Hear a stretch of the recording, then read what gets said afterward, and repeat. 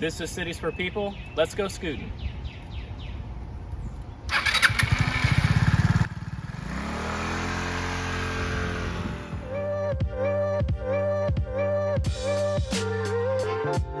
This is the first video in a series that will compare American urbanism versus European urbanism.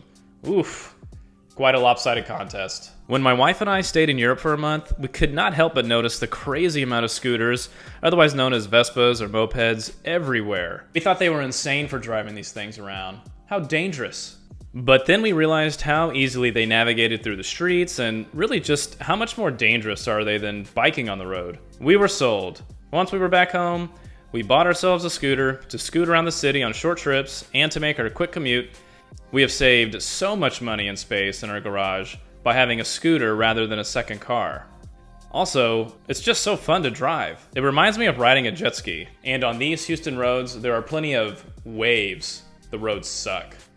Scooters have become a part of the European urban lifestyle and culture. They're often associated with a sense of freedom, convenience, and a more relaxed way of commuting, appealing to individuals who prefer an alternative to traditional cars. We certainly have a growing segment of the population that feels the same here in America.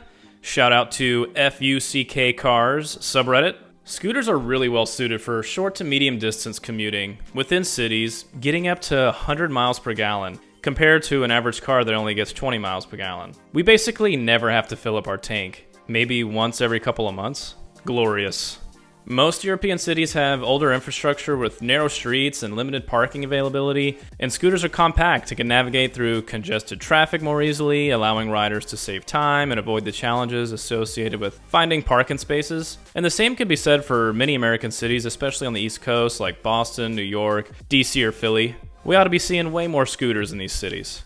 Cities in Europe often prioritize environmental sustainability and reducing air pollution. Scooters produce lower emissions compared to cars, aligning with the push for greener transportation options. This would align well with environmentally conscious city governments like New York City that actually soon will implement a fee to drive into the city going south of 60th Street in Manhattan. The fees would vary from anywhere between $9 to $23 depending on the time of day and amount of traffic. The first example of this model goes back to Singapore in 1975, which resulted in less traffic, few crashes, better air quality, and today more than $100 million in revenue each year.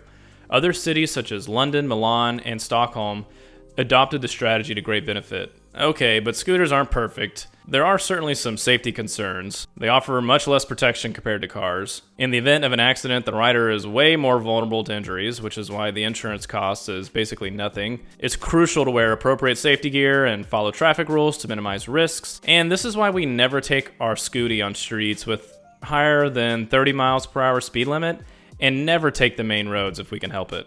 Also, mopeds generally have limited storage space. Makes it a challenge to carry larger items, go to the grocery store, or transport multiple passengers. But again, you're not really buying a scooter for those reasons.